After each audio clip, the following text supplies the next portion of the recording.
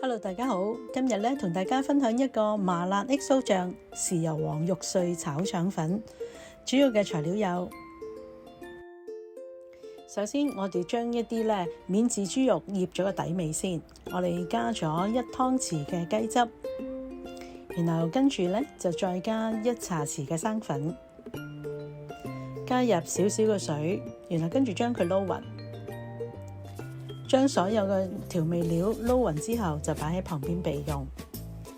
跟住咧，燒熱油鑊，將腸粉切成你中意嘅大細，然後跟住咧就將佢擺喺平底鑊上面咧，然後跟住慢火咁樣煎香兩面。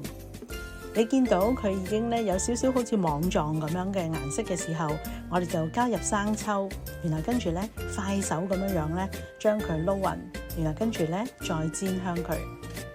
見到加入咗生抽之後呢，你就會見到煎嘅顏色呢會特別靚噶啦。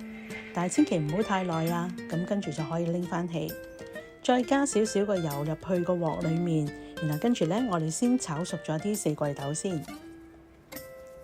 如果你唔中意用四季豆，你可以用其他嘅蔬菜都可以嘅。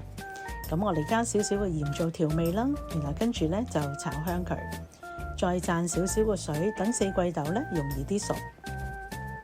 我哋大約將佢炒到7-8成熟咧，就可以將佢畢翻氣噶啦。跟住再用同一個油鑊，先爆香啲乾葱攞嚟起鑊。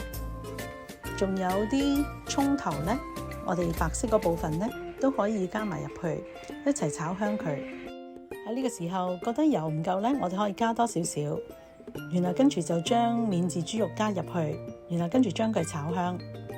我哋炒到兩邊都轉晒色啦，就可以將四季豆同埋腸粉回鑊，一齊擺落去撈勻佢，一齊再炒。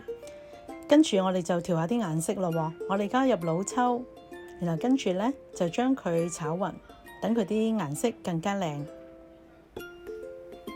炒勻之後喺呢個時候，我哋可以咧試味。如果試啱味道，我哋就可以加入1大湯匙嘅麻辣 XO 醬。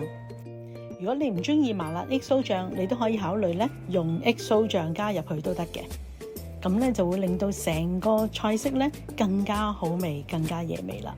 最後我哋加埋我哋個葱段入去，炒勻，咁就可以完成噶啦。呢一味 XO 醬肉碎炒腸粉咧，真係幾時食咧都咁好味嘅。無論你攞嚟做早餐或者正餐咧，都一樣咁啱用。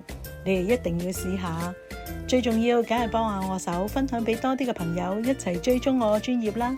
多謝你哋嘅支持，拜拜。